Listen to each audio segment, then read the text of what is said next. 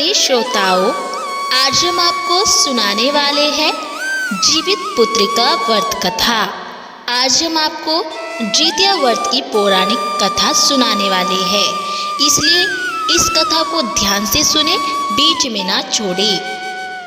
जितिया व्रत की एक प्रसिद्ध कथा गंधर्व राजकुमार जीमूतवाहन से जुड़ी हुई है। कहा जाता है कि जब जीमूतवाहन के पिता बूढ़े हो गए तो उन्होंने अपना राजपाट अपने बेटे को सौंप दिया था और वानप्रस्थ आश्रम चले गए थे। जीमूतवाहन को राजा बनने का अवसर मिला, लेकिन उन्हें राजगद्दी में कोई दिलचस्पी नहीं थी। उन्होंने राज्य का कामकाज अपने भाइयों को सौंप दिया और स्वयं अपने पिता की सेवा करने के लिए जंगल में रहने लगे। जंगल में रहते हुए जीमूतवाहन का विवाद मल्यावती नाम की राजकुमारी से हो गया और एक दिन वे जंगल में घूम रहे थे। तभी उन्हें एक बूढ़ी औरत जोर जोर से रोती हुई दिखी और जीमूतवाहन ने पूछा कि माँ, तुम इतनी दुखी क्यों हो रही हो? तब उस महिला ने बताया कि मैं नागवंश की स्त्री हूँ, मेरा एक ही बेटा है और मैं उसके बिना जी नहीं सकती हूँ। लेकिन हमारी प्रतिज्ञा है कि हर दिन हम अपने वंश का एक नाग पक्षियों के राजा गरुड़ को बलि स्वरूप देते हैं। आज मेरे बेटे शंखचूड़ की बारी है।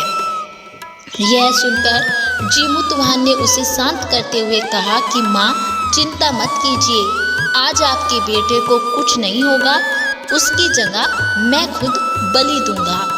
इसके बाद जीमूतवाहन ने उस महिला के बेटे शंखचूड़ से लाल कपड़ा लिया और बलि स्थल पर जाकर लेट गए। जल्दी पक्षीराज गरुड़ वहां पहुंचे और उन्होंने लाल कपड़े में ढके हुए जीमूतवाहन को नाग समझ लिया और अपनी चोंच में दबाकर पहाड़ी ऊंचाई तक ले गए।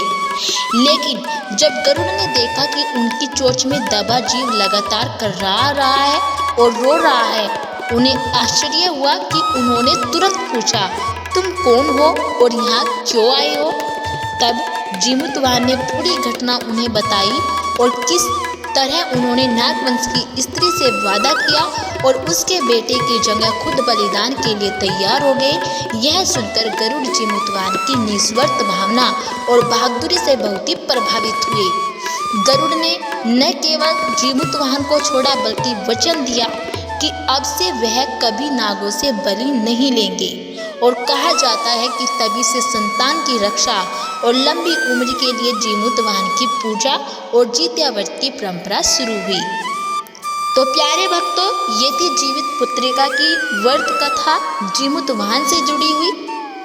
और अब हम दूसरी कथा भी आपको सुना देते हैं जो चील और सियारन से जुड़ी हुई है। जितिया की प्रसिद्ध कथाओं में से एक चील और सियारन की कथा भी कही जाती है। नर्मदा नदी के किनारे एक जंगल में एक चील और एक सियारन रहते थे। दोनों बहुत ही अच्छे मित्र थे और एक दिन दोनों ने गांव की महिलाओं को जितिया व्रत की पूजा की तैयारी करते हुए देखा।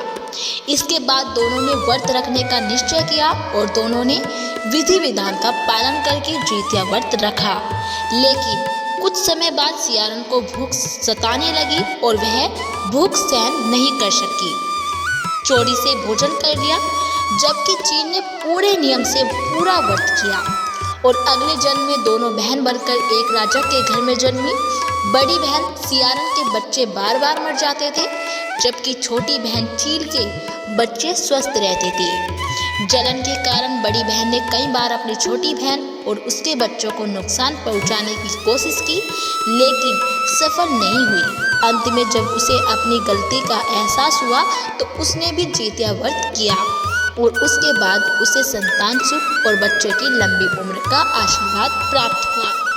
तो प्यारे भक्तों, ये थी चील और सियारन से जुड़ी हुई कथा। और अब एक प्रचलित कथा हम आपको और सुनाते हैं जो कि भगवान श्री कृष्ण और उत्तरा से जुड़ी हुई है।